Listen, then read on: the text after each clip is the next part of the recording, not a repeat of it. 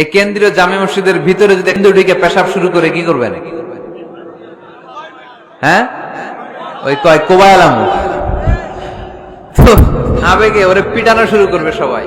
সাহাবারাও তাই শুরু করলেন, মারতে উদ্ধত হলেন। বিষ্ণু বললেন, এই রাখো রাখো, ওরে পেশাব করতে দাও, পেশাব করতে দাও। এর কারণ কেউ যখন ইউরিন পাস করে, স্টুল পাস করে, তখন এটা তাকে ধীরে সুস্থে করতে দিতে হয়। এজন্য টয়লেটে কেউ ঢুকলে জোরে বাড়ি দিবেন না, তাহলে খবর আছে। কাশি দিবেন, যে একটু কাশি দিবেন এরকম, হ্যাঁ, তো এরকম কাশি দিবেন। অথবা পায়চারি করবেন। যদি পায়চারি করেন তাহলে সে বুঝবে সামওয়ান ইজ ওয়েটিং আউটসাইড, সামনে একজন ওয়েটিং করতেছে বাইরে, আমাকে বেরোতে হবে। কিন্তু আপনি যদি ওরা ডাক দেন, কুদ্দুস রে, কুদ্দুস কইবা আমি নাই, কারণ এটা ভয়ঙ্কর একটা বিষয়। আপনি যখন ইউরিন পাস করছেন খুব স্মুথলি করতে হয়, তখন ডাক দিলে পেশাব আটকায় গেলে আপনার ভয়ঙ্কর রোগ হতে পারে। কি ফিলোসোফার ছিলেন, কি বড় ডাক্তার ছিলেন বিশ্বনবী মুহাম্মদ সাল্লাল্লাহু। বিশ্বনবী বললেন, ওরে ডেকো না, কাজ সারতে দাও। ইচ্ছা মতো বেটা পেশাব করার পরে বিশ্বনবী গেলেন, যে বললেন, তুমি যে পেশাব করেছো তুমি কি জানো এই জায়গাটা কি? বেদুইন বলে, না আমি তো জানি না এই জায়গাটা কি।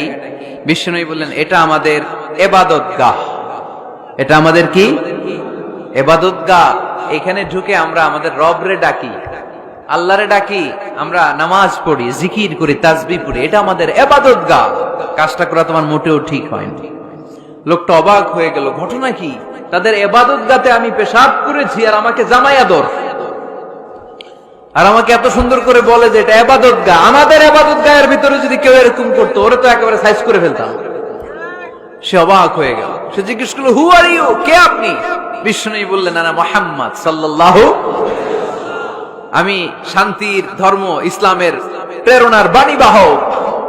আমি লা ইলাহা ইল্লাল্লাহ মুহাম্মাদুর রাসূলুল্লাহ এই বাণী দিয়ে গোটা বিশ্বে বিপ্লব তৈরি করতে এসেছি। বেদুইন বলল, আমাকেও আপনার বিপ্লবে শরীক করে নেন। ইসলাম মারামারি কাটাকাটিতে আসে নাই। আপনার ব্রড মাইন্ডেড অ্যাটিটিউড দেখে হিন্দু ভাইরা কালিমা পড়ে মুসলমান হয়ে যাবে। এজন্য আল্লাহ বললেন, আলাম নাশরাহ লাকা সাদরাকা ওয়া ওয়াদা'না আনকা বিজরাক আল্লাযী আনকাদা যাহরাক ওয়া রাফা'না লাকা যিকরাক। সুবহানাল্লাহ পড়েন। আলাম নাশরাহ লাকা সাদরাক, নবী হে, আমি কি আপনারে ব্রড মাইন্ডেড বানিয়ে দেই নাই? এটা আপনার জীবনে বড় নেয়ামত। আপনি সংকীর্ণ মনা না, আপনি ছোট মনের মানুষ নয়, আপনি বিশাল হৃদয়ের মানুষ। ইসলামের জন্য আপনার হৃদয়টারে আমি নবী খুলে দিয়েছি। এ হলো বিশ্বনবীর উপর প্রথম নেয়ামত।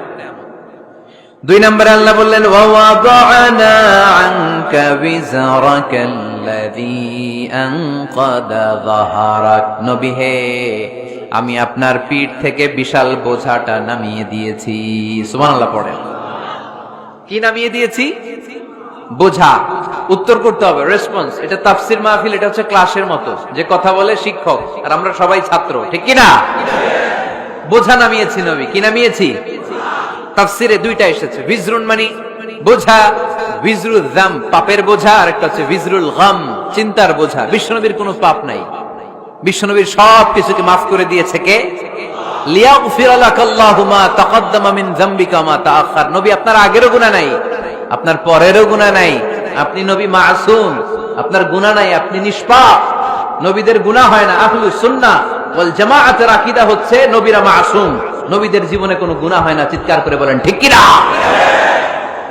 ও নবী, ওয়া ওয়াদা'না আনকা বিজরাক,